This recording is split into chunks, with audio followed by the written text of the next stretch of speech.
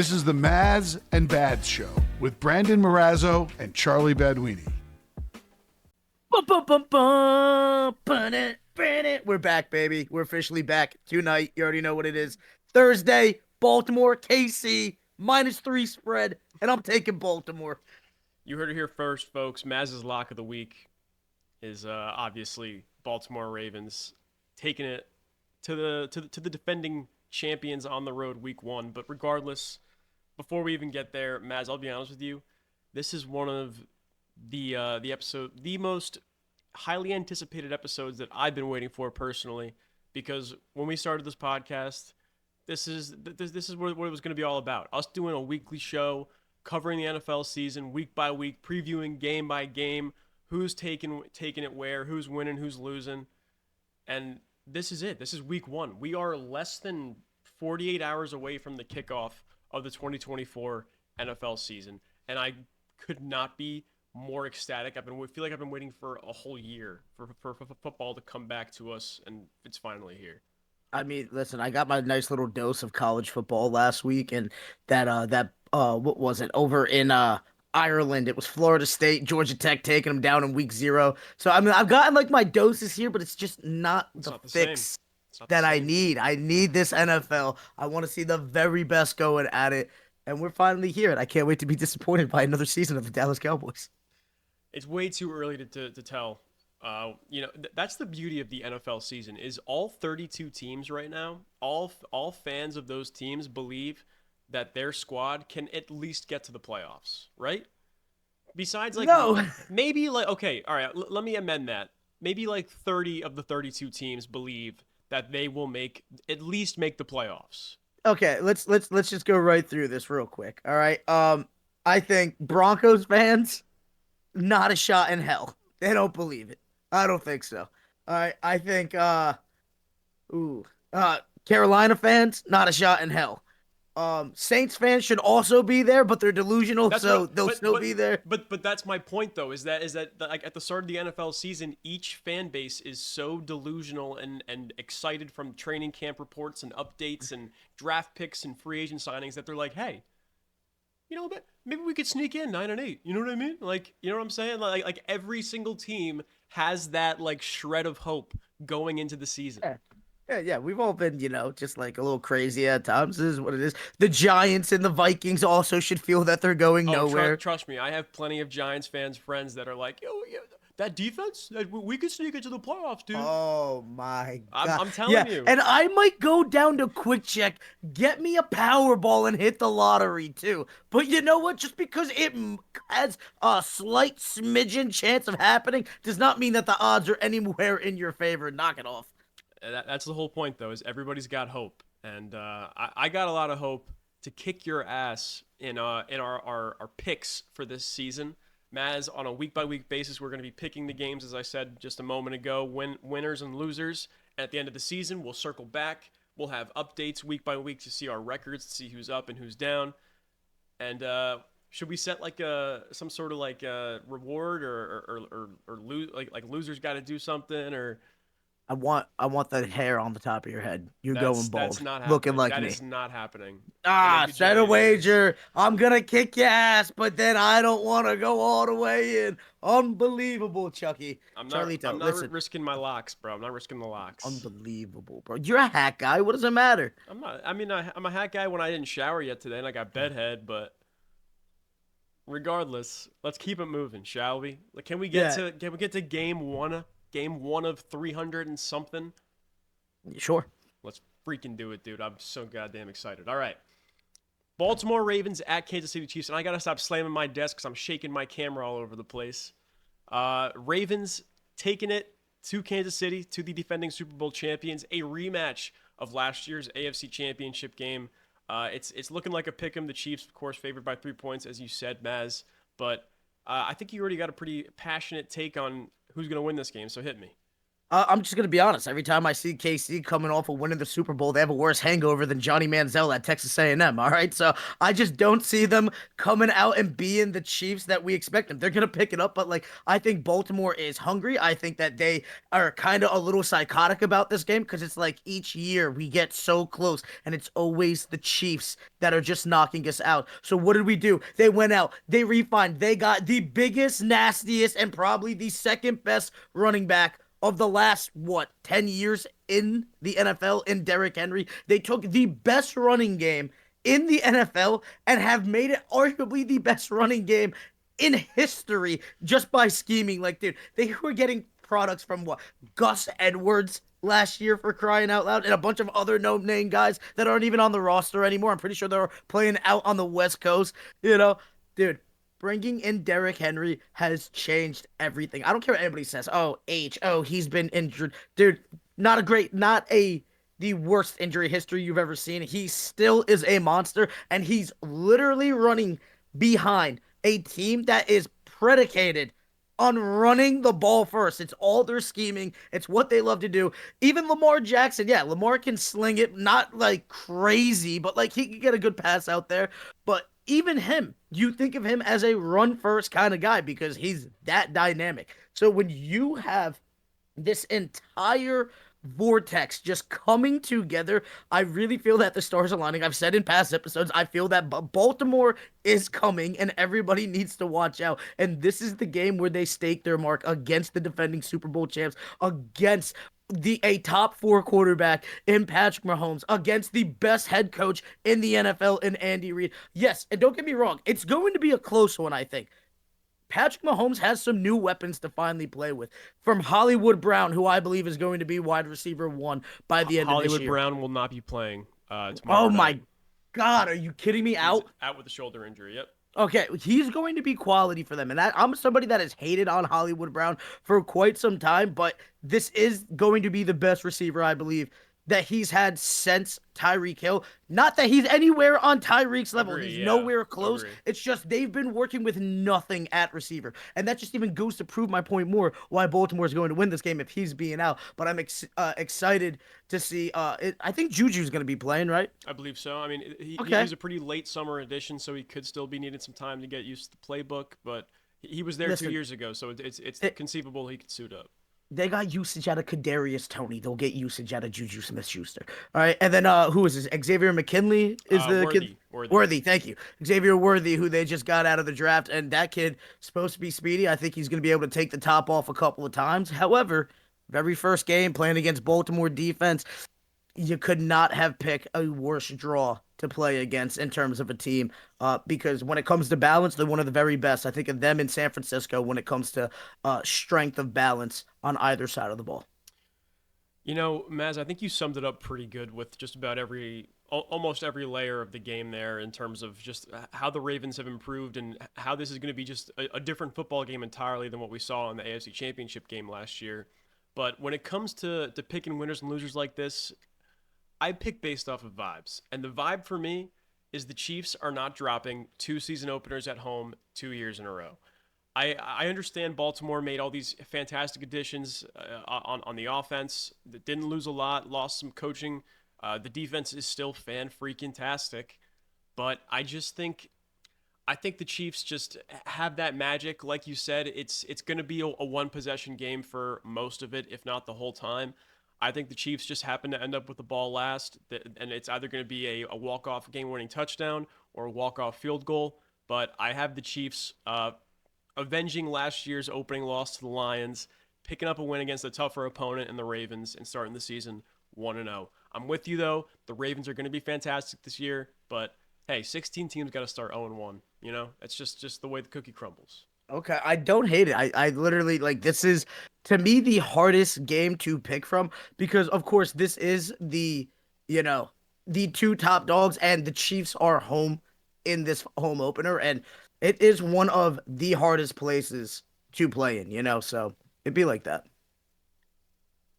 So that was that's the Thursday night opening kickoff game, and for the first time ever, we have a Friday night game to kick off the season.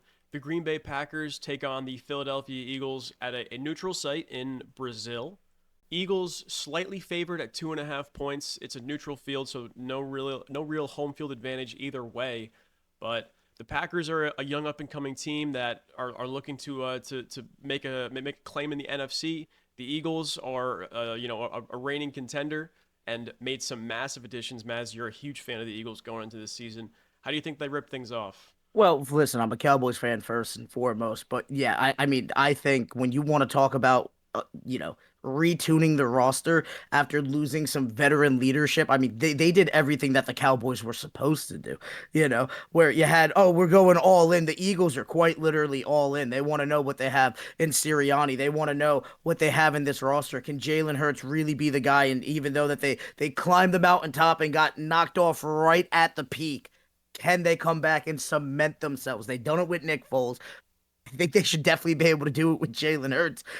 So I firmly, even if this was at Green Bay, I would still be favoring the Eagles, right? Now, it is going to be hard playing in Brazil because there's a bunch of different factors that travel, different fan base, entirely different city, which some of the players have already spoken out about being nervous about going to in the first place. But at the end of the day, I'm looking at rosters, I'm looking at veteranship, and I'm looking at, you know, when I think of Green Bay, I think of players who have shown up to play in big games.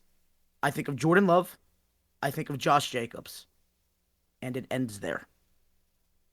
When I think of the Eagles, I think of first and foremost, I don't know, it might just be me. I think of Saquon Barkley because going from the Giants to the Eagles, like that's the first guy. I want to see how he does behind a legitimate offensive line because he made magic with absolutely nothing, made the Giants relevant for years while having nothing, not another receiver, not a great quarterback, not a good offensive line, nothing helping him out on the offensive side of the ball, right? And now you walk in and this could be the final piece to the puzzle. I mean, you already have a really, really good receiving core that got even better this offseason, right? So with A.J. Brown out there, with Devonta Smith out there, the kid that they just picked up from Washington, and Jalen Hurts, who is, again, going to take off some of the running from you, is a dual-threat quarterback who, yes, has his arm been called into question lately with, force and stuff, but he's still a top 10 quarterback in the NFL. He's going to be just fine. I think they're the more composed team. I do think that it's going to be hard fought because I really believe that there is an offensive genius for a head coach over there in Green Bay. But I just think that they have the skill to outmatch that both sides of the ball. Yeah, I'm with you there. 2.5 points seems pretty fair. This is going to be, I think, similar to the Ravens and Chiefs, a one possession game for most of it throughout. But yeah, I think Green Bay, I'm a big fan of going into the season. I think they're going to perform well. I just think the Eagles, especially this early on in the season, just have too much continuity, too much firepower for the Packers to contend with. They got a solid defense. It's not going to be enough to contain Jalen Hurts, Saquon Barkley, A.J. Brown, Devontae Smith, Dallas Goedert off rip like that. I'm taking the Eagles as well. It's a neutral site. Like you said, even if it was in Green Bay, it could be a different story. But yeah, I'm taking the Eagles in Brazil as well. I just think there's going to be a little too much going on there for the Packers to handle to kick things off at the start of the season. So moving forward, Chucky, we got an interesting matchup as New England heads to Cincinnati. And everybody thought that we were going to be seeing Drake May starting this and that, that they drafted him so high, but that's just not the case. When do you think we're going to see him? Drake May? I would set the over-under at 9.5 games, and I would say over. I think Jacoby Brissett's going to have the reins for most of the year. I just think Drake May's too raw of a prospect for him to be thrown out there just off rip like that week one. It's good that he's going to have a chance to sit back and watch behind a vet like Jacoby Brissett, who has started a lot of games in the NFL. I doubt we see Drake May in game action, barring injury to Brissett or anything, unless until like maybe the Patriots are eliminated from playoff contention late in November or early December. Interesting. I actually have it a little more up. I think around game 5, Really? game 6, he takes the reins. Yeah, I think they're gonna get frustrated very early on. There's not much working there, and they're gonna see, okay, like We've already taken the big battles. Let's go out there. Let's see what the kid has because you want to know what you have. And I've always been in favor of sitting rookie guys for a little bit. Let them learn the playbook. Let's see what you have in the offensive line. But I think New England has been frustrated even with the years under the greatest coach of all time, Bill Belichick. Like it started souring there those last couple of years because there was just nothing. Drafting what should have been the next franchise quarterback was not a good pick. They brought in really no free agents that made a giant splash on the offensive side of the ball. So I think Robert Kraft and the New England fan base is going to end up getting, quite frankly, just fed up. I think people are still questioning the inner hiring of their head coach, Jerod Mayo, right? So I think that he's going to start feeling the pressure and he's going to want to make a splash fast when things don't start going their way because I'm going to be honest, it is going to be one of the roughest seasons New England's ever seen. Definitely possible. I mean, yeah, we talked about it in our preview episode. Just they have nothing offensively, no weapons. I mean, besides Ramondre Stevenson, it's the cupboard's bare. So I think it's safe to say we're both picking Cincinnati for this game, Maz. Yeah, absolutely. I want to see Joe Burrow back, after missing all of last year. I'm interested to see what happens with Jamar Chase as things start going on, I think he's going to be balling out with a vengeance, especially because that contract's not done yet, right? It's not, and he actually still has yet to practice this week. So Ooh, his game status is actually in question at the moment. But even if Jamar Chase isn't playing, I'm still taking the Bengals. Sure, you got T. Higgins out there, and they brought in I believe James Cook at running back. Zach Moss. Zach Moss, thank you. Then where is James Cook? Is he still up in Buffalo? Buffalo.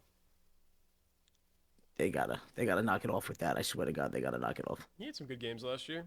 Yeah, sure, but they gotta get him a power back to help out, and they just released Frank Gore. What are they doing? We'll get to that down the line. So, well, actually, speaking of which, the Buffalo Bills are kicking their season off, hosting the Arizona Cardinals. A nice little softie for them to start the season off. Favored by 6.5 points at home. I think this is also another easy. I think the Bills are going to win this game, Maz, right? Trap game alert. Trap game, huh? Trap game alert. Really? Yeah. I'm like, I like the Cardinals going into the season, but really, you think they got a chance here? Kicking things I know off they in have a Buffalo? chance here. I know they absolutely have a chance here. I'm still taking Buffalo just because if I didn't take Buffalo, I would look like an absolute schmuck. All right. They still have one of the best quarterbacks in the league. You want to talk about dual threat? This is the guy who I believe in the last 4 seasons, the only quarterback ever to throw for 40 touchdowns in 4 consecutive seasons. I'm pretty sure I saw that stat the other day. Absolutely insane. I know he doesn't have much to work with, but let's be honest. You looked at him down the stretch last year. I mean, Stephon Diggs wasn't doing too much, and he was still making magic happen. You know, their defense again will not have one of their best players in Matt Milano. A couple of guys have left, but it does not matter for me because they still scraped out wins last year because they were injury plagued like you've never seen before. I mean, this was, ER central because they were getting so many injuries. I firmly believe that Josh Allen alone has the talent to beat the Cardinals. However, you added Marvin Harrison. Kyler Murray is, still capable of making some things happen. You gotta watch with this game because if Buffalo doesn't come out swinging, Kyler Murray and them boys gonna creep up on them. I don't hate it. I like the over of this game. This line's currently set at 48. I think we might see some fireworks here. Definitely with Josh Allen's going to light it up like he always does, and then the Kyler Marvin Harrison connection could be special. We could see that totally just rip everybody open Sunday afternoon in Orchard Park. But yeah, I think it's safe to say that the Bills are probably most likely gonna win this game. But hey, maybe the Cardinals could definitely keep pace. I don't know about keeping it a one possession game, but they could definitely do their best. But you and I both sticking with Buffalo here, huh? Yeah, for sure. I mean, listen, this is a competition, and we gotta make smart moves here. This is not a game where I'm calling my shot on, but I could absolutely seeing us being dead wrong on it because week one, man, you never really know what's gonna happen. You're right. I mean, it's still a You're feeling right. out. This is the top 1% that the game has to offer in the world, and you never know. I mean, I've seen the Cardinals take down Buffalo with a Hail Mary or two, last second. Maybe it Oh happens my again. goodness, the Hail Murray.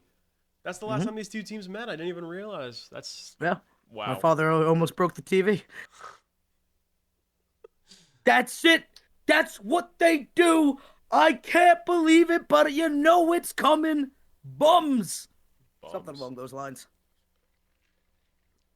A lot more expletives in that one too. Buffalo Bills. I like that. I'm gonna keep that one. Keep that in the back pocket for Jets Bills later this season. That we don't want to see that anymore, bro. All right, moving on to the Battle of Florida. Jacksonville Jaguars head to Miami to take on the Dolphins, and this spread is really low to me. 3.5 points in favor of the Dolphins. I think the Dolphins are going to win this by at least a touchdown, right? Yeah, I definitely think so. I mean, do you trust that Jacksonville defense? Not Because in the I don't. slightest, and I I don't I don't. don't even trust their offense. Yeah, that's what I'm saying. Like, I at least have faith in Miami's offense because of the numbers that we've seen them put up, even with a guy like Tua, who I'm not necessarily sold on all the time, but Tua's proven that he's better than Trevor Lawrence, and Trevor Lawrence was supposed to be the second coming of the savior, and it just never happened, and it still hasn't happened, and I don't think it's going to happen this year. I don't think it's going to happen next year. Maybe the year after that we can get to talking if he's still around, but I don't know. Miami's offense is a problem. Their defense is what scares me, but I mean, if you want to get into a gunfight with them, I think they're going to outscore you every time. For sure. Like, is the Dolphins' defense that much worse than the Jaguars' defense? I don't think so. Probably not. Even after the losses they've sustained, I kind of wanted to bite my tongue on this one, but let's swap quarterbacks for these two Floridian teams. Let's say Trevor Lawrence is on the Miami Dolphins with that coaching staff and those weapons, and let's say Tua is on the Jaguars with that coaching staff and those weapons. What's the difference between the two teams? Are the Dolphins better or worse? Are the Jaguars better or worse? Nothing changes. Nothing changes. No, you know what changes? Honestly, Tua. I feel like Tua might make a little more magic than Trevor Lawrence. Just because I've already seen that kid get his head knocked off, and he's a warrior, like he just finds a way to get things done. I don't think he's necessarily in a different tier than Trevor Lawrence, even though he has thrown up big stats, but he's also had a lot more help. I feel like I don't think much changes. They're both in that like B tier to me, putting ratings on them somewhere in that like mid to low 80s, and maybe I'm disrespecting Tua, but I mean, you have to factor in what he's throwing with, right? He also has what everybody is saying. You want to talk about offensive guru? I mean, that's Miami. That's supposed to be the next one, And is this the year that we're going to see a receiver break the 2,000 yard, right? Is Tua going to throw for another 4,000 yards? I don't know. I do know that Tua likes slinging it more than Trevor does, so taking those shots, sometimes that gamble pays off. So maybe you might see Miami's offense be a little more conservative, but let's not act like Trevor Lawrence doesn't throw an interception. Next up, the play-in game from last year, the AFC South title rematch game. The Houston Texans head to Indianapolis to take on the Colts. Texans 3-point favorites on the road. Our first road dogs.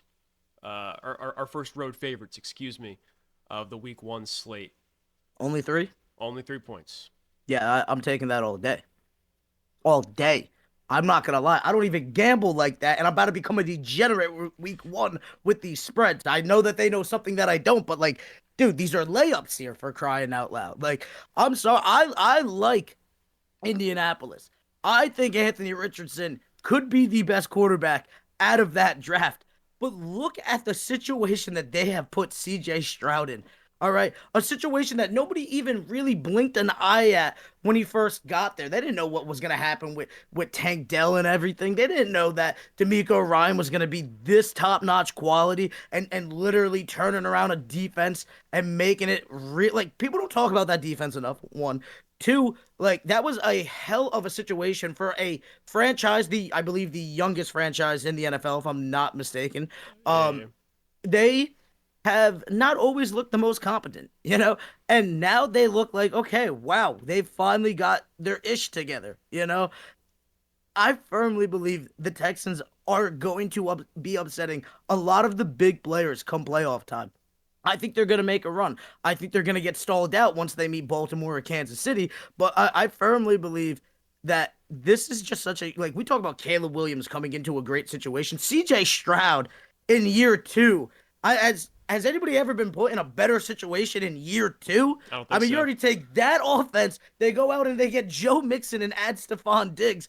I mean, dude, this is absolutely insane. And if they lure Micah Parsons next year, I'll cry. But like, good God, this is like, there is competency, and then there's just absolutely crushing the game, and they are killing it down in Houston. And I Yeah. firmly believe they're going into Indiana, and even with Richardson, even with Pittman, even with whoever you want to name at with me, they got a good running back up there, but it's just not gonna be enough. Jonathan Taylor and them boys are not going to be able to withstand Houston. And I think CJ Stroud might even mess around and break some throwing records this game because there's just so many options to go to.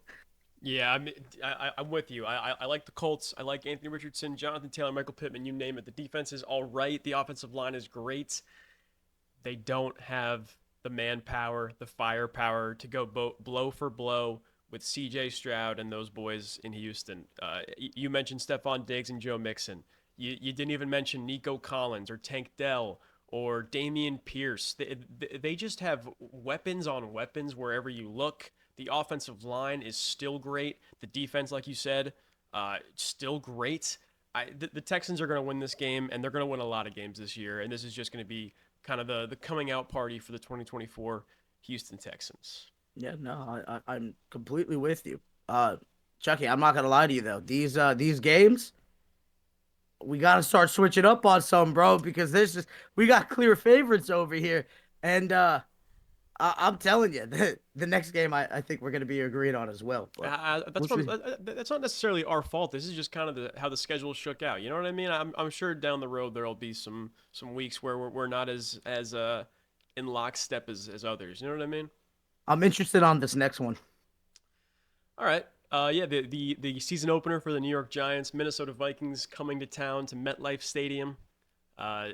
These two teams have met in the playoffs so many times in the past, and here they are opening up the regular season, but both teams looking to be kind of in the tank this year a little bit. The Vikings, obviously, going to be starting Sam Darnold for the entire year. J.J. McCarthy will not be playing.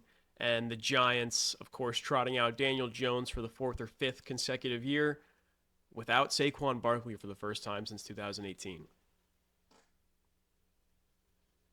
Give me the Vikings. I don't care about the defense right now. This defense is great. We're gonna steal some wins. Dude, you're facing the best wide receiver in the NFL with a quarterback who is definitely better than Nick Mullins. All right? And Nick Mullins was throwing touchdowns with this guy. All right? Justin Jefferson. What did he play? 6 games, 1,000 yards? Bruh, I love CD Lamb. I like Tyreek Hill. This, I believe, is the best wide receiver in the NFL right now, barring health. All right? And then they added, I'm pretty sure, Aaron Jones in that backfield. All right? So their running game even got better. Bruh, listen, I love the defensive side of the ball. It was my favorite to play growing up. However, in the modern age of the NFL, offenses reign supreme. And I firmly believe Minnesota has an offense that even with, Dable calling the plays as he's going to be this year, officially, it's not going to be enough. And give me Minnesota at MetLife. You listed a lot of great points, but you missed out on one very big important one. Sam Darnold's return to MetLife Stadium. Regardless, should feel like home. Yeah, should feel like home. It doesn't matter to me. I'm joking. I'm picking the Giants to win this game. In all honesty, home opener. All right. So here's how it breaks down for me. Here we go. Ready? You got Kevin O'Connell and Brian Dable. Kevin O'Connell. Daniel Jones and Sam Darnold. About the same. Okay. Justin Jefferson, Malik Neighbors. The Vikings defense. The Giants defense. The Giants' offensive line, the Vikings' offensive line. There's too many things that lean towards the Giants for me, and Justin Jefferson is not enough to offset those differences. I think the defense will have a great game. I think Brian Dable will be able to do enough with what he has to get the Giants to score enough points to win this game. I just think for the Vikings, they don't have enough in terms of offense or defense to be keeping up with a lot of teams this season, and I think the Vikings won't be very good. And I'm picking the Giants to start with the season 1-0. So here we go, Mazz. That's our second divergent pick here. Yeah, I knew it was coming, and I'm telling you, I'm not worried about Sam Darnold coming back there. That guy's take some of the worst beatings on that field. It's not gonna be like the yips. It's gonna be like, oh, dude, I'm used to being here. I'm used to the hate. I'm used to this entire atmosphere.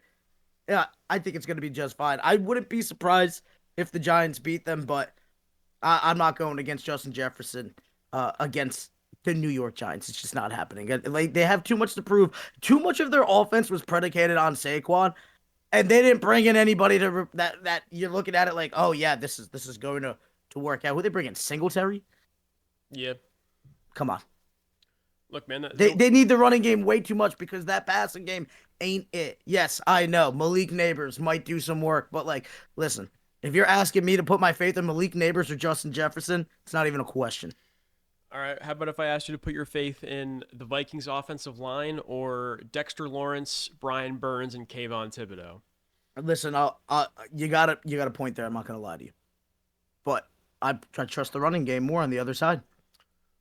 All right, well, there we go. That's our second divergent pick. But moving onwards, Tennessee Titans kick things off in Chicago against the number 1 overall pick, Caleb Williams, and the Bears. Bears favored by 4 points at home. I can't remember the last time the Bears were favored by 4 points. But, Will Levis is going to start his sophomore year in the Windy City. Can you name the last time a true rookie quarterback has won a home opener?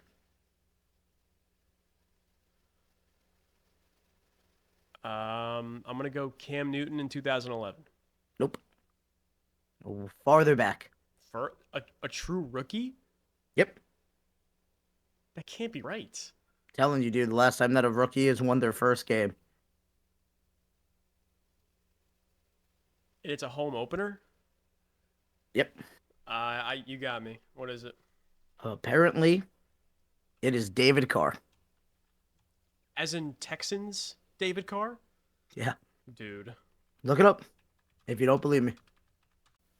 Okay, the last number 1 overall pick to win their Thank first you. game. Okay, that was it. Yeah. 2002 David Carr was the last true number 1 overall pick to win their first game. It's gonna happen again. What's gonna happen? The number 1 overall pick's gonna win their home opener for the first time since 2002. It's gonna happen again. Listen, I kind of like Will Levis. The whole mayo out of the jar thing skeeves me out like you wouldn't believe. All right, like I was that kid that I liked mayo on my sandwich. I hate even spreading it. My mom used to have to do it for me because I was a big baby. All right, but even with Will Levis, even with Calvin Ridley coming there, I mean, dude, this kid and Caleb Williams has been set up for the most cushy ride on an offense you could ever ask for. They bring in a good running back like DeAndre Swift. They go out and they get an add to not only DJ Moore, who's a quality wide receiver, right? They bring in Keenan Allen, one of the true best veterans we've seen over the last decade. And then they draft Rome Odunze, who is, I think, going to be better than Malik Neighbors personally. All right? They went out and they got every shiny weapon. Oh, and there's a nice little safety blanket for you and Cole Kmet waiting there at the end of the line in that tight end position. I am interested to see this defense. I think it's going to be okay. I don't think it's going to be a dumpster fire, that's for sure. I think it's just going to be middle of the pack. But I do think that Caleb Williams is going to succeed, is going to throw for some big numbers. And I think there's going to be some mistakes. I think it's going to be a little rocky, as it is with all rookies. But I do think that they have paved the road as much as they could have for him to succeed. And opening up against Tennessee at home, what more could you ask for? The ride just keeps getting easier.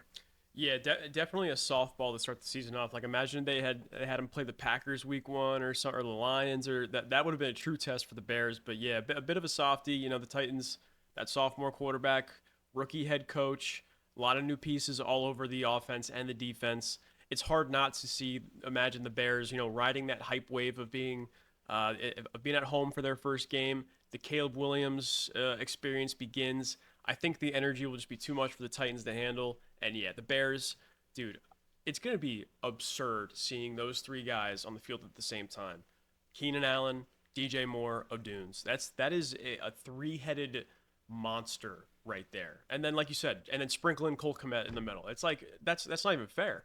And Swift is, he could be a that scat back if he needs to be. He can get some passes. Like, dude, I firmly believe that there is a six-headed dragon on offense up in Chicago right now.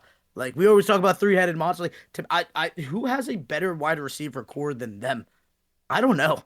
If a Dunes balls out, as long as Caleb is just somewhat competent, which I believe he will be a star in the league, just like seeing the way that like he plays. The modern game, he is tailored for it. Throws on the runs, pocket presence and awareness. He's already balled when he's had weapons, and now he comes in, and there's really no, growing pain for the team of we have to go out and acquire talent. It's there right now on his side of the ball.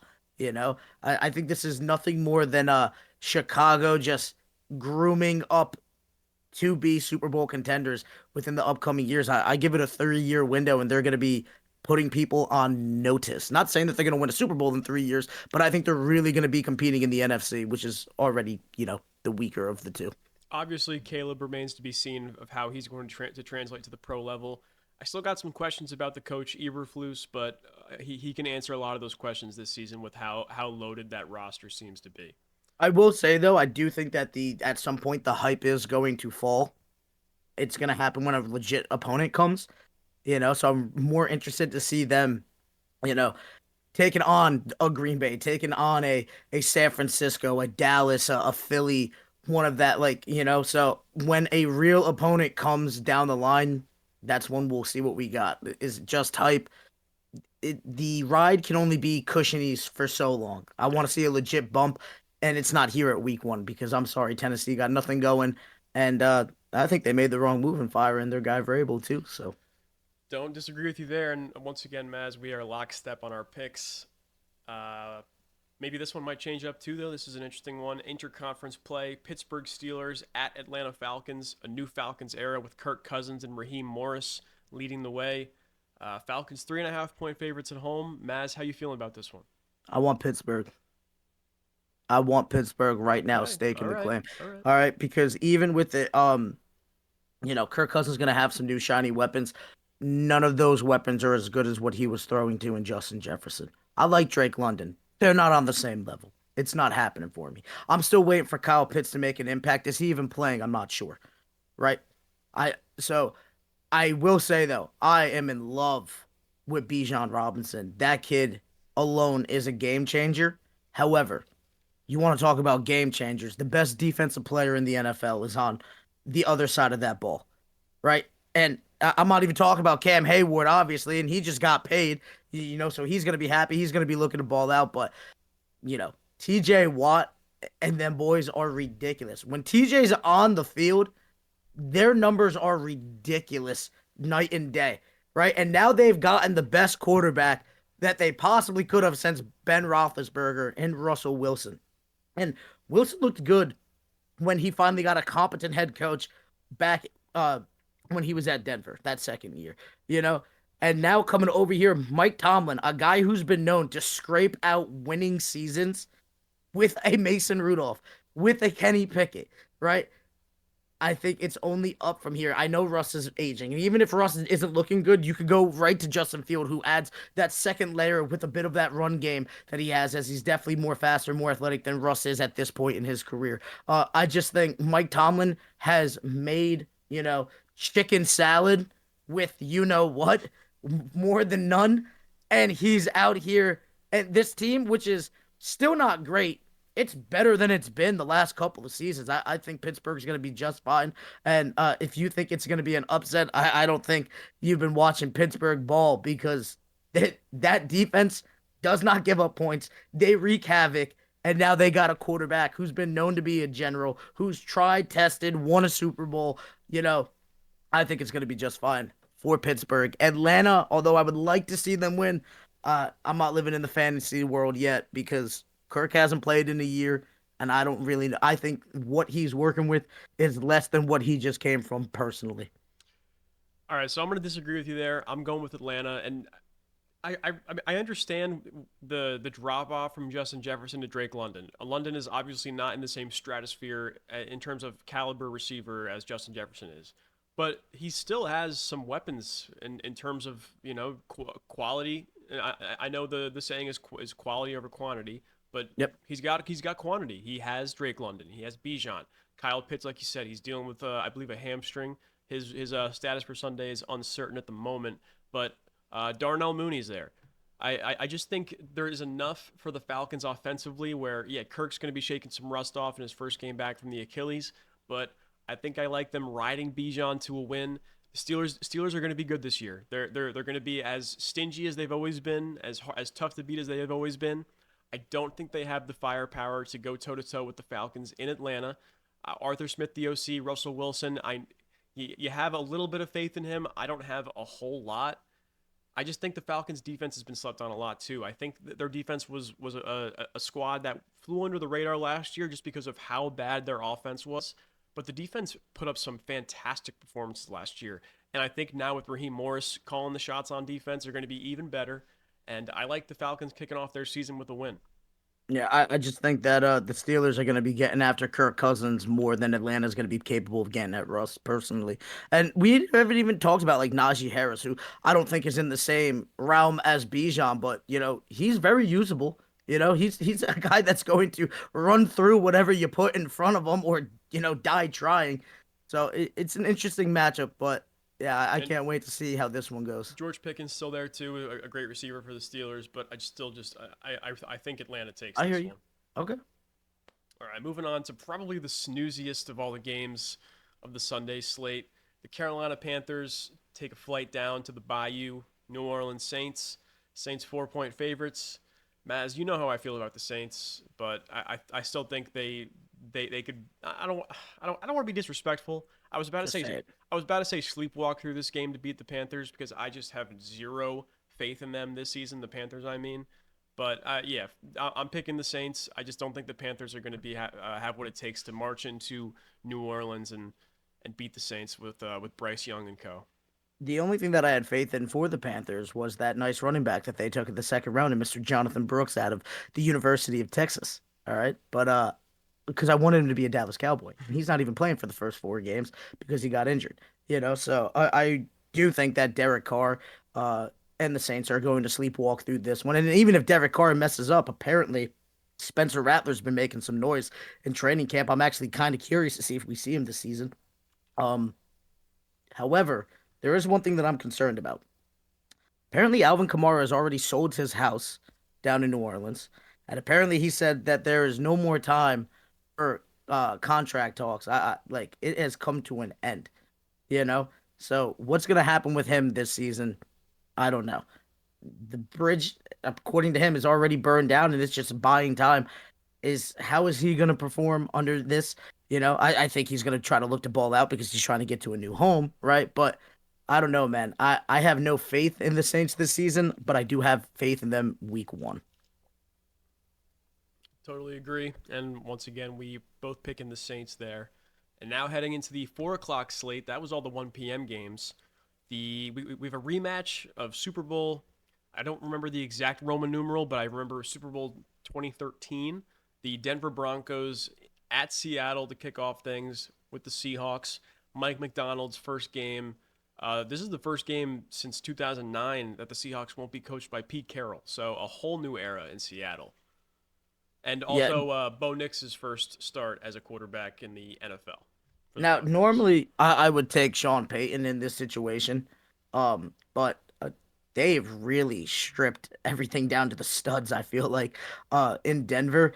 And I just think that, again, too much talent in Seattle. It's one of the hardest places to play. I mean, they are known. They took that Texas A&M 12th man moniker. They were literally causing earthquakes with how loud that stadium gets.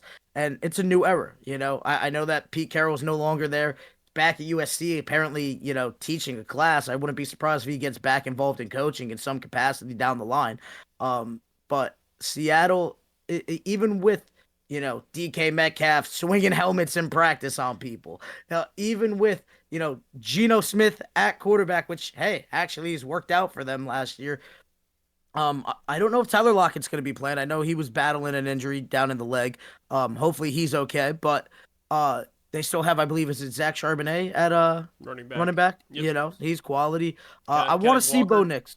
Yep. I want to see Bo Nix, but again, I think there's just too much in favor of Seattle here. And Denver's still trying to figure out just what the hell they are. Give me Seattle. I'm with you. How unbelievable is that? So that's the duality of rookie quarterbacks. Their first career starts. Caleb Williams gets the softball at home against the Tennessee Titans, and then Bo Nix gets shipped up to the Pacific Northwest to one of the hardest stadiums to play in the NFL, in Lumen Field in Seattle. Bo Nix, he could turn into something. He might have a chance to develop into some sort of stability at quarterback that the Broncos haven't seen since, as you so passionately refer to him as the Sheriff. But yeah, Bo Nix. Greatest nickname ever at the last second of a career. That should have been a thing the entire time. Bo Nix is going to have a rough start to his NFL career, and he's going to be catching an L in Seattle. To be fair, though, I know that we just said that, like, Caleb has like this soft ride, but that what comes with that soft ride is, as you said, we don't know what Eberflus is going to be. I know what Sean Payton is. Top-notch quality. So in terms of learning, like, I wouldn't be surprised if Bo Nix's like ball knowledge progresses at a faster rate just for the sole fact of Sean Payton being around there. Now, Caleb's going to have more magical moments because I believe he's the more natural, talented quarterback. I believe that he has a lot better things to work with, but I would not be surprised if Bo Nix has a sustained career and just becomes the next version of a Peyton Manning because he gets to develop under a Sean Payton. I don't disagree with you at all, but I think Sean Payton's as good of a coach as any to develop a young quarterback.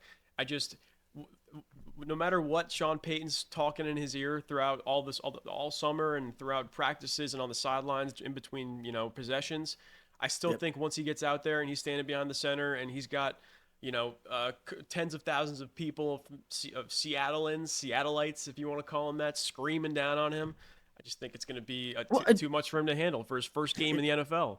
It shouldn't even be him, as I said. All right, like you have. I was about to say two bums, but you know what, bro? Like, it is what it is. Like, you have two fall guys right now. You do not need to put him in this situation. You are choosing to do this. It is not necessary. I digress, though. We both do not digress from our picks as we're sticking with the Seahawks there. But moving onward, staying on the West Coast, Las Vegas Raiders at Los Angeles Chargers, the first game of the Jim Harbaugh era. And also the first game of the full-time head coach Antonio Pierce era, because he was obviously just the interim last year. But yeah, Mazz, what do you got for me? This is a pick 'em. It's 3 points. This is by far. What's the spread on that game? 3. For Chargers, sorry. And they're at Las Vegas? They are in Los Angeles. Okay. This has changed everything. It's a pick 'em. Bro, it has changed everything. What has changed everything? Because if they were at Las Vegas, I probably would have took the Raiders, if I'm being completely honest with you. I think Pierce is going to be great. I love the fact that those guys are willing to not only run through the wall, they're run through the entire complex. All right? Like, however, I hate the quarterback situation. I don't want to see Gardner Minshew. I don't want to see, what's his name, AJ McConnell. I don't want to see either one of those guys. I want to see Devonta Adams get traded, for crying out loud. They've lost Josh Jacobs. There's nothing working there. I do not love the Chargers this season. However, there's a coach with a track record. There's a quarterback who has been known to put up some big numbers. The problem is, big targets are no longer there. I have no clue what to feel about this game, but I got to go with the spread. I gotta go with the home field advantage because there's too many question marks. I love what's on the defensive side. I really think Crosby's that dude, but I don't think Max Crosby alone is going to be enough for me to put the faith into it. I don't trust the ball that's coming to Devontae Adams, even though I trust in Devontae Adams. Give me the Chargers. Yeah, I'm taking the Chargers here too. I just think the blueprint for them is a little bit simpler in terms of how to win this game. The Raiders are going to have to find a way to get the ball to Devontae Adams in order to win this game. And for the Chargers, they're just going to be running the rock the whole game. Gus Edwards, J.K. Dobbins, Hassan Haskins, who they just recently picked up off waivers. I think the Chargers are going to have this one at home, kicking things off in the first game of the Jim Harbaugh era. Justin Herbert's going to be able to do just enough with what he's got to win this game. I got the Chargers as well, starting 1-0. Raiders 0-1 in the Antonio Pierce full-time head coach era. I'm rooting for the Raiders, though. I'm not going to lie. Your heart says Raiders. Your mind says Chargers. Yeah, but there's too much pride on the line here. I got to go with the brain instead of the heart, man. Yeah, well, we'll see the battle of your heart and mind on this next one as the Dallas Cowboys head to the Cleveland Browns for their first game of the season. 4:25 kickoff. This is going to be a fantastic game. Easily one of the best of the opening weekend, I think. I'm so afraid. Listen. Browns favored 2.5 points at home. That defense is scary, bro. Terrifying. Absolutely scary. But when it comes down to it, you gotta trust in your quarterback. It is the most important position in the entire league. And I firmly believe Dakota Prescott is a top quarterback in the NFL. It is going to rain in Cleveland. You like that one? Yeah, I know you did. Thank you. Because this kid is the real deal, and I'm sick of people acting like he's not. He has... If Justin Jefferson is the most talented wide receiver in the NFL, CeeDee Lamb is one of his top 2 best wide receiver. I'm going to stake it right now. CeeDee Lamb's the best wide receiver in the NFL. All right. I'm just going to stake that right now. Yes, Tyreek Hill can put up big numbers. I firmly believe there is more of a bag to the game in CeeDee Lamb. You want to talk about route running? You want to talk about the deep ball? You want to talk about the hand-eye coordination, the athleticism? It is the total package. I love this kid. Who doesn't love this kid, right? And they got him paid, so he's finally going to be happy. He's going to be looking to ball out. Dak hasn't got paid yet. He's pissed off. He's going to be looking to ball out. Micah hasn't been paid yet. I think he's going to be able to show them, yo, you better lock me up because Houston is calling and I will walk out this door so fast, so help me God, because I might not even have to change states for crying out loud. And it's not that far from Dallas to Houston. What is it, like a 4 to 5 hour difference? Like, come on, that move's not even going to be that hard if he chooses to do so, right? I think Dallas is coming out with something to prove. Yes, DeRon Bland is not there, but Trey Diggs is back. So, it is what it is. Thank you. I think the defense under Zimmer is going to be all right. I think it's going to be exactly what it was last year, maybe a step better, depending, just because I think Diggs is that guy. I firmly believe he is a great corner. I don't give a damn that he's giving up yards after yards. Interceptions, turning the ball over, it matters, all right? And that kid has come up with more picks than, a lot of names that you could think of. So I think another year, he's going to be better. I think this Dallas defense, I think Brandon Cooks is going to be slept on because him and Dak finally started getting some damn chemistry towards the later half of that season. I'm so afraid of this running back by committee, which I think Rico Dowdle is going to be RB1. But you know what? Zeke is there. Sure, let's see what happens. They just brought in, help me out here. Dalvin Cook. Thank you. We'll see what happens. So, but it is what it is. I think Dak, there's a new tackle in Tyler Guyton, who it looks like a monster out of Oklahoma, and I'm excited to see him. I think Dak is still going to continue to make magic. I think Mike McCarthy, who, before he was Dallas, what do they call him? The quarterback whisperer. What happened to Dak? He got elevated the second Mike got there and been playing better and better.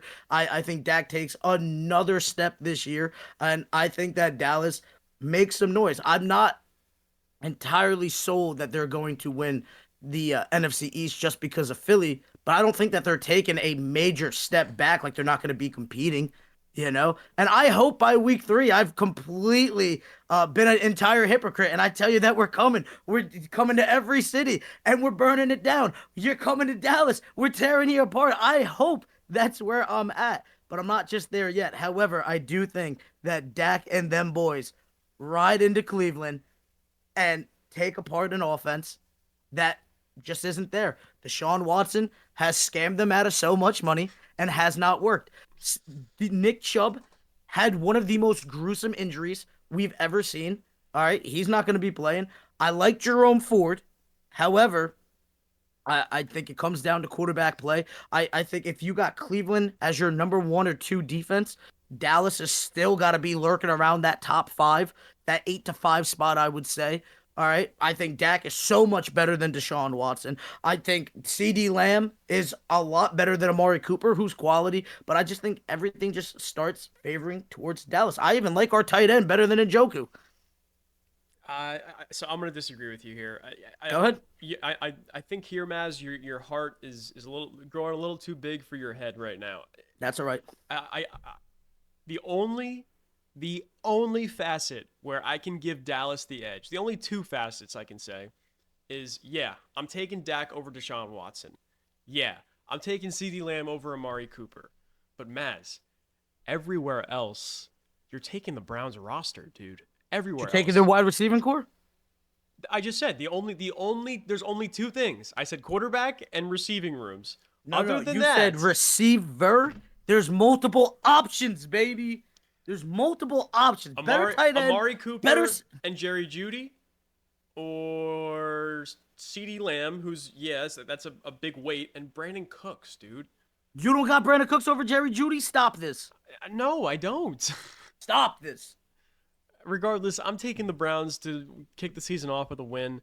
It's not, I'm a big Dak guy myself. I love Dak, but he can't beat the Browns by himself, dude. He can't. Even with CD, I'm taking the Browns. I trust the defense coming up, bro. I don't care what I sound like right now. I'm sick of being ashamed to be a Cowboys fan. They are going to come and do work. It's gonna be a great game. Ain't no blowouts. Ain't no blowouts. No blowouts. All right? No blowouts. No blowouts. This is not. a one-possession game the whole way through. Yeah, and Dallas gets it done. I'm telling you. You know why? Because Brandon Aubrey's the better kicker. We could be on the 55. He's gonna nail this thing. Yeah. Okay. So quarterback, receiving room, kicker. There you go. That's where Dallas has the edge. I think that kicker's gonna come up huge, dude. These defenses are no joke. Well, that remains to be seen. We will find out 4:25 p.m. Eastern time, Sunday afternoon. I got to get that NFL Sunday ticket. I don't think I get that game, bro. I'm going to be so pissed. Usually those 4 o'clock games, they're on the national feed. So it better be. Especially because it's the Cowboys. The Cowboys are always on national TV, dude. It better be. Yeah. All right, so the last 4 o'clock game on the slate, Jaden Daniels kicks off his NFL career in Tampa Bay. The Commanders go to Tampa to take on the Buccaneers. Buccaneers 3.5-point favorites at home. Man, I like Tampa. You like Tampa? I'm in love with Tampa. I love that Baker Mayfield has resurged his career. Mike Evans proven to everybody I'm still that guy, and y'all keep sleeping on me. Chris Godwin doing work. Yeah,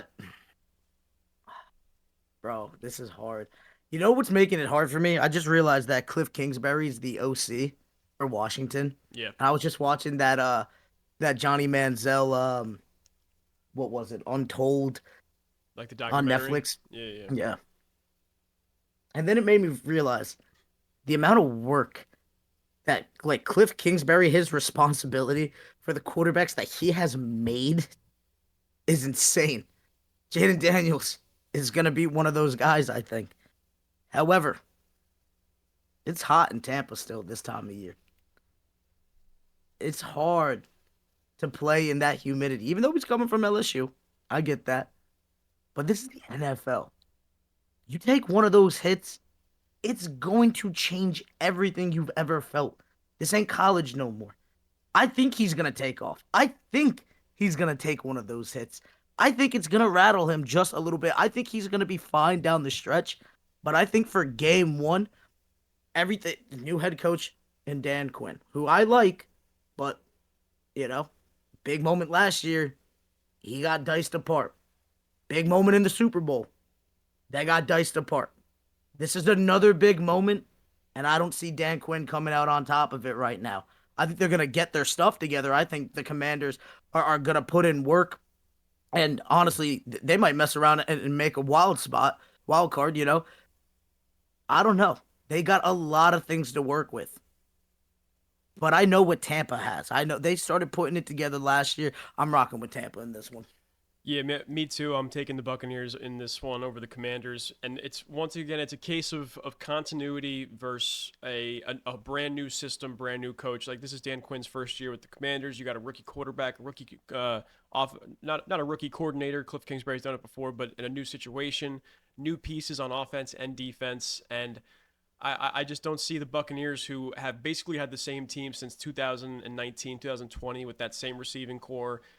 Basically the same offensive line. The defensive line has not changed much. The linebackers are almost just about the same. I think the Buccaneers win this one comfortably. I could see it being relatively close, but I think the Buccaneers win this one by maybe a touchdown. 14. And Todd Bowles, how can you call yourself a defensive coach, a defensive specialist coach, if you can't run circles around a rookie quarterback, right? So... we'll see what happens for sure. I like Baker, bro. Yeah, me too. He's proven. I'm not counting against that kid because everybody thought that career was over. And he's here. And he's going to win that division. I said it. Thank you. Mazz, if we weren't already locked into the Bucks, I got something to show you even more so. Ready? So Todd Bowles was asked at his press conference this morning how a stoic coach like him feels on opening day.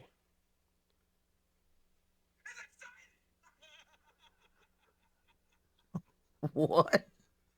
He screamed, "It's exciting!" and slammed the thing. Dude, I had Todd Bowles as my head coach for 4 years at the Jets. He's been coaching in the NFL for years after that and years before. It was never that exciting. I have never seen him raise his voice once in video, press conference, in game, anything. And there was nothing to be exciting about. Except for opening day, I guess. Now, listen. Here's what you're missing, my brother, right? When you coach the Jets during those times. Oh, my goodness. It's like, damn. I got New Jersey, New York traffic. Horrible. New York and New Jersey fans and Connecticut fans. Annoying as hell. I got this team. Trash cans. We're losing everything. And on top, my legacy, quote unquote, tarnished. On top of everything. The New Jersey, New York taxes are crazy on my check. Now he's in Florida. He's keeping more of his money. He's winning more games. He's in a much more clean air, cleanlier air. He's breathing better. He's living better. The sun is shining always. He's getting that vitamin C or vitamin D, whichever one comes from the sun. I'm not even sure. Vitamin D. But he's getting it. He's getting it. Well, he's getting that vitamin C because he's got them oranges down there in Florida. He's living a better life, my brother. I'd be excited too. You're not wrong. No state income tax. I bet I'd be a lot happier if I was living in Tampa Bay instead of the tri-state area. Would. I love New Jersey. I'm a Taylor ham, egg, and cheese addict, and I want to go to Florida. You said something that reminded me of a report that came out this week about how location can affect a player's decision in terms of free agency and playing. And there was a report with The Athletic this week. Josh Jacobs did an interview with the Athletic, and he said that the Giants offered him $4 million a year more than the Packers did, but he turned it down in favor of the Packers deal because of New Jersey taxes and the MetLife turf and all those other things that come along with playing in the New York, New Jersey football teams for the Jets and the Giants. So just an interesting thing to look at when when the Giants and Jets are looking to attract players, they have to overpay a certain amount because of those taxes, because of the MetLife turf and the connotations it has with the injuries. It's just kind of interesting to think about. For sure. I gained even more. I love Josh Jacobs. When he was at Alabama, and I'm not even like I'm an Alabama hater, right? But like, there's guys that are just so talented. He's one of the few. There's only been two guys I've been like a true fan of while they were at Alabama. One of those was Josh Jacobs because I've seen him run through. It was just like this play, bro. I can't even remember who they were playing against. Man ran through so many linebackers and secondary guys. He injured a guy from running him over. That's how much of a violent runner he was. I was a giant fan of his while he was at Alabama. The second one was Devonta Smith. I've never seen a wide receiver get so open in college in my entire life. It felt like every time this guy got on the field, he was open by like 7-8 yards every time, which is why I had absolutely no faith in Mac Jones coming into this next level of football play, just because Devonta Smith made it look so easy. Other than that, not a fan of Alabama guys until they enter the league because I hate Alabama. Which is hilarious because, I'm the Lakers, Yankees, Cowboys guy, and everybody just assumes you would think that it would be Bama, it would be the college football team. Everybody always assumes it's Duke basketball and it's Alabama football, where it's like, bro, all right, let's just get this started with before we get back to our last pick'ems. All right, the teams that I like haven't always been good in my lifetime. Okay, the Yankees haven't won anything since '09. If you want to hold that against me, whatever. It's the one team that's in the area. My family's either Yankees or Boston Red Sox fans, and Alex Rodriguez was my guy, and I don't give a damn. All right, so that's how the Yankees happen. All right, the Los Angeles Lakers, sue me. It is what it is. Bandwagon all day. I know they were getting coverage on ESPN when I was a child. Right? Didn't even know what ESPN was. Just it was on the damn TV all the time downstairs because my dad likes sports too. All right, and Kobe and Shaq were just nonstop on the damn TV. They could have been playing in Charlotte. I'd be a Hornets fan for crying out loud. All right, listen. Even the dogs know. The dog knows that I'm telling the truth right now. That's why it's going crazy right now. All right. I don't want to hear this anymore about the band. But the Cowboys have not really been relevant in terms of championships until 2 years before I was born. Nothing's come after that. I don't like Bama. I don't like Duke. I prefer North Carolina to them. I'm a Miami U fan. And that's just like a recent thing that happened within the last couple of years. By the way, they were horrible when I started liking them. All right? So stop with this bandwagon crap and everything, all right? Stop it. Jets have had more success than the Cowboys in my lifetime. That's actually, I mean, I don't know. It depends on the way you look at it. Is that Mark Sanchez has been to an AFC Championship game. All right. I care about winning. But if you want to look at, dude, if like you can say that, I guess like there's a conference championship appearance, but if you want to look at overall records since, Yeah, sure. I mean, no, we're definitely better. I'm sorry. That's what I'm saying. So, but you reached higher heights. I guess. But we've reached. Is it really a bandwagon if you're just like slightly achieving? No. A bandwagon fan is becoming a New England Patriots fan in the Tom Brady era. Yeah. All right, it's becoming a Kansas City Chiefs fan these last couple of years. It's becoming a Seattle Seahawks fan out of nowhere. All right? Yeah. Being a Cowboys fan is not a bandwagon fan, and it hasn't been a bandwagon fan since the 2000s. Hard to disagree with that logic. But one of these years, Mazz, our luck will turn around. One of these years. No, it won't. It just won't. So what I was saying about Josh Jacobs, what made me a fan of his, he had a chance to go to the Kansas City Chiefs, and he said, I hate them because I was a Raider, and I don't want to play with them. I don't want to play with the guys that are on top. I want to beat the guys that are on top. Now, that might have costed him some money off the field. That might have costed him some years of his career. Some hardware, maybe? It absolutely might have cost him some money, and absolutely it might have cost him legacy. But I respect it, damn it. Pettiness earns respect in Mazz's book. I don't want to be with you if I wasn't with you and you wasn't with me, But it's weird to see that like those, like for me, if I was at that level personally, I don't give a damn, bro. Like, I might hate them guys, but like, I got a family to feed. Like, they're profiting off me any which way, this entire league. So I got to get my profit. So wherever the dollar signs were at, that's where I would have been at. And then once the dollar signs were secure, now I'm looking for my rings. But that obviously was never going to happen. Look at this. Look at this. This body is beautiful, but it's just not NFL ready. All right, moving on to our last two games of the Week 1 slate. The prime time, Sunday night. Da-na, da-na, da-da-da. Bum, bum, ba-na-na. No, all right, it's my bad. Rematch of last year's wild card NFC game. That was weird, sorry. Rematch of last year's NFC wild card Los Angeles Rams at Detroit Lions.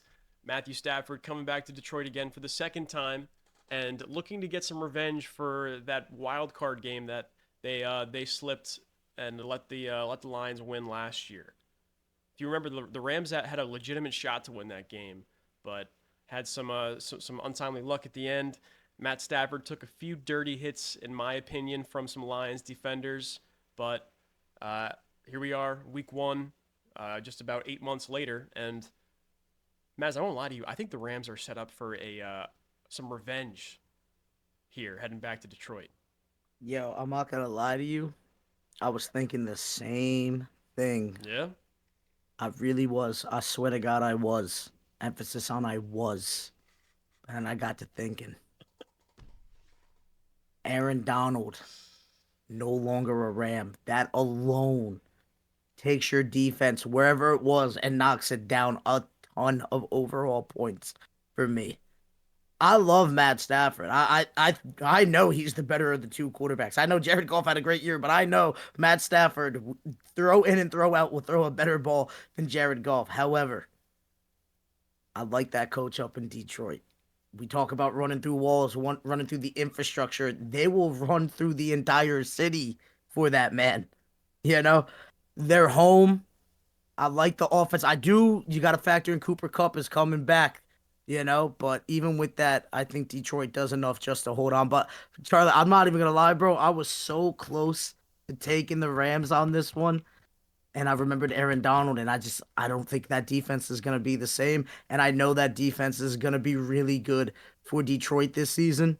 And offenses considered, even though there is a better quarterback, the best wide receiver in the game right now, and I've said Cooper Kupp is that man, but coming off the injury with the age, I got to see if he's better than Amon-Ra St. Brown right now. I think I got to rock with Detroit here. Okay, so I'm going to play my little handbar game again, okay? Ready? Yep. All right.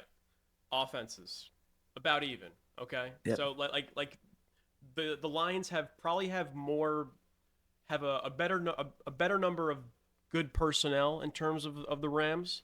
Yep. But Cooper Kupp, Matt Stafford, Puka Nacua, right there is a three-headed beast. Kieran Williams. Yep. Defense, probably about the same. I would have given the Rams the edge last year because of Aaron Donald, but now that he's not there, I would say it's about the same. Coaching, I'm giving McVay the edge over why can't I? Dan Campbell. Dan Campbell, thank you. I just think the Rams are set up for a bit of revenge here. The Lions, I think it might have a little bit of a hangover. Last year, they were the team that was doing the hunting. This year, they are going to be hunted, and I think that's gonna take them down a few steps from where they were last year. I got the Rams kicking off the season with some revenge, reversing the ending of their season from last year, getting a win in Detroit. Matt Stafford, some Detroit revenge. Personally, I'm just hoping that Cooper Kupp goes off regardless because I got him in a fantasy league and it's for money and I need that bag, baby. You and me both. Sorry, I'm putting our picks down in the spreadsheet. No, I figured, Charlie, you're the best. You produce this, you co-host this. I just come through and just cause chaos. But that's what makes it Mazz and Bads. That's what makes it Mazz and Bads, you know? Our last game of the Week 1 slate. The New York Jets flying across the country to the West Coast to San Francisco, California to take on the defending NFC champion San Francisco 49ers. This is the perfect litmus test for the Jets. Am I right or am I wrong? Absolutely. But this is where we see, like, No, it's not. It's not the perfect litmus test. Like, I get what you're saying. Like, what better would you want than gauging against the absolute best? We're supposed to be Super Bowl contenders, this and that. However, it is the man's first game back. Damn it. Give him a softball. And Give him a You gotta give him like middle of the pack, like a team that's good. You gotta give him like Green Bay. You gotta give him like Detroit. You don't get this is the equivalent of giving him Baltimore, Kansas City. Or you give them Buffalo even. You don't give them the 49ers. You want to know how cruel this is too? So they're doing Monday Night Football again, where, as you know, Rodgers tore his Achilles last year on Monday Night Football, Week 1, 4 plays in, and who after the most triumphant entrance I've ever seen anybody make in the NFL since Ray Lewis. Mazz, do you recall who sacked Rodgers on the play he ruptured his Achilles? His name, defensive end for the Bills, Leonard Floyd. Can you guess what team he plays for now? Stop it! Are you serious? You can't be. I'm dead serious. How afraid are you right now, dude? I'm not I like this whole summer. I've been like, oh man, like football season's coming up. You know, the schedule release. Oh, we're playing the Niners. Oh, Leonard Floyd. Oh, Monday Night Football. Oh my goodness, it's gonna happen again, isn't it? Oh my God, it's gonna happen again. I hope it doesn't, dude. I know I was laughing. I was laughing at the irony. I never want to see a guy get hurt. Like, I want to see Rodgers ball out. I want to see the Jets fans happy just one time. Let them get their Super Bowl, and then nothing for 60 years. Back in the still be dungeon happy. Again. Yeah. Put them back in the dungeon. You know what I'm saying? Like, I want to see the Jets do good because they've done everything that you're supposed to do, right? They've drafted better than probably anybody, I feel like, the last 3 years. They went out and got the best possible free agent quarterback. When can you trade for a top 10 quarterback in the NFL, let alone a 4-time MVP, 1-time Super Bowl winner, not to mention a top 5 quarterback all time. Bro, the Jets deserve it. However, it's not happening against San Francisco. This is a system that's been rocking, rolling. Brandon Ayuk, who I was sure as day was leaving and was going to Pittsburgh, mind you. Signs the damn extension. Debo's there. George Kittle's there. Christian McCaffrey has a little calf injury, but I believe he's playing. It's not going to be the Jets' day, buddy. I'm sorry. So I disagree, and I'll tell you why, and I won't go into an emotional tirade about how this is going to be the Jets' year and they're going to kick things off with a win against a huge opponent like this. I think the Jets are winning because the Niners, they were banged up all summer long. They had to cancel training camp practices because they didn't have enough bodies to run these practices. Trent Williams has not practiced all summer. I mean, maybe he did some solo stuff when he was holding out, but he just came back to the facility this week. Christian McCaffrey has not practiced since July because of that calf injury you just talked about. Brandon Ayuk had been holding out all summer. He just returned to practice this week. The Jets have been practicing together all summer long. Luckily, knock on wood, no injuries. They've had their starting 5 offensive linemen all practicing together. The only player that they've been missing is Hassan Reddick, and that's because he's been holding out, but they've been preparing as if they're not going to have him, and here they are in a game week. I think the Jets, although the Niners are, of course, the cream of the crop in the NFC, as I said, defending NFC champions, I think you can catch them early on. They have that status quo of not necessarily sleepwalking through the start of the season, but they're still just kind of retooling and Shanahan's still figuring out what he needs to do to put his team in the best position to win. And just on top of all those players they missed over the summer, those important players, Trent Williams, one of the best left tackles in football, CMC, the best running back in football, I think there's going to be a little bit of a rust to shake off, and I think the Jets can catch the Niners off guard a little bit here to kick things off in the season. Is Rodgers calling his own plays? Yeah, pretty much. Yeah, he should. But come on, man, trying to out-scheme Shanahan while playing in the game, coming off this, it's just... if this was a different week, and if this was at MetLife, I could very well be on the other side of this coin. but at San Francisco, week 1, I gotta rock with the Niners. Give me the Jets, baby. All right, there you have it. That's week 1 for our Mazz and Bads picks. I'm gonna go through in a second and just list off what we have differently, because we don't have that many differentiating picks. I believe I have 4 or 5. So If I'm not mistaken. I picked the Chiefs. You picked Baltimore. Yep. I picked the Giants. You picked the Vikings. I picked the Falcons. You picked the Steelers. I picked the Browns. You picked the Cowboys. I picked the Rams. You picked the Lions. I picked the Jets. You picked the Niners. It's 6 differences right there. Ooh, that I wouldn't be surprised if we end up tied. Yeah, those games could really probably go either way. So I'm not gonna lie, dude. I wish I kind of took the Rams.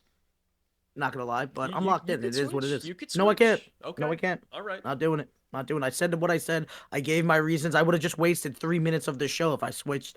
But that's the one that like I am feeling like if there wasn't one to switch on, that would be it for me. Everything else I'm locked in with. Any one that you feel like that for you? Definitely Chiefs Ravens. If anything, I would switch over to the Ravens. Just because I think I picked that game kind of based off of just saying, hey, I don't think the Chiefs are going to lose back-to-back ring ceremonies in 2 years. But that is nothing compared to the Ravens have a better overall roster. And I think the Chiefs, like you said, that they've also, in a similar way to the 49ers, have been prone to not sleepwalking, but needing the first few weeks of the season to kind of calibrate things and get things rolling as they always do. Got you. Listen, that's it's a hell of a reason. It's gonna be a hell of a week. I'm excited for tonight. Nobody call me. I'm not around. Nothing. Tomorrow night. Yeah. No. Tonight. What's I'm not around. I'm getting prepared for the NFL season. All right. You need a night before the season to get ready. Yeah, I'm gonna watch like everything, like whatever shows that like I've been catching up on or whatever. Tonight's the night to watch them because just don't even reach me after Thursday. Don't reach me after the next week. I am no longer available. Ready? Thursday nights, Saturday nights, Sunday, Monday nights, Sunday at all, Saturday at all. Don't call hit me me up on Sunday unless you got money for me to make. Do not hit me up. All right, I'm not hanging out unless we're watching the games. All right, I don't want to go anywhere that doesn't involve football. All right, we are locked in. But I will tell you, there is one thing that I will be paying attention to outside of football. What's that? Charlie, I watched tennis, like really watched tennis for the first time yesterday, where like I gave a damn. It's a U.S. Open, and it wasn't, right? yeah, and it wasn't like I gave a damn about like the matchup, not just like one person. Because I've given a damn about Serena Williams. I've given a damn about like the Nadals and the Federers and the Djokovic's and the Venus Williams and what have you. And even who's the new woman, Coco Gauff, I think. Coco, like Coco sounds familiar for a really awesome female tennis player. Yeah, I have given a damn about individuals, but in terms of sitting down and truly watching a match, I saw a great match yesterday. All right, we got 2 Americans in the semifinal, which means one of them will be in the final for the U.S. Open. I don't think this has happened in quite some time.